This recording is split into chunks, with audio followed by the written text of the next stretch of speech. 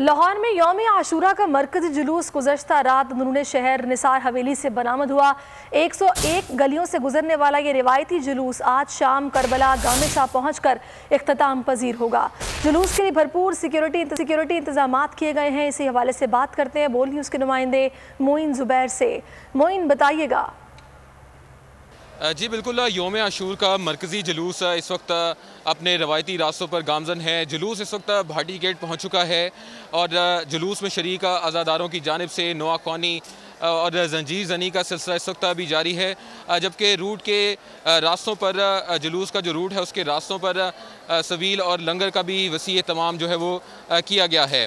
गुज़िश्ता रात 10 बजे ये मरकज़ी जुलूस निसार हवेली से बरामद हुआ था, जो दिन भर अपने रवायती रास्तों से होता हुआ इस वक्त भाटी गेट पहुंचा है और अब से कुछ ही देर बाद नमाज मगरिब के करीब जाकर ये मरकज़ी जुलूस जो है वो निसार हवेली पहुंचकर करबला गामिशा पहुंचकर इख्तिताम पजीर हो जाएगा।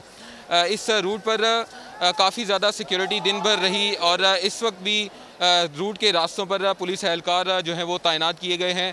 लाहौर पुलिस की जानिब से 10,000 एहलकारों पर मुश्तमिल सिक्योरिटी इस जुलूस के रास्तों पर तैनात की गई है और अब से कुछ ही देर बाद ये मरकज़ी जुलूस करबला गामिशा पहुँच कर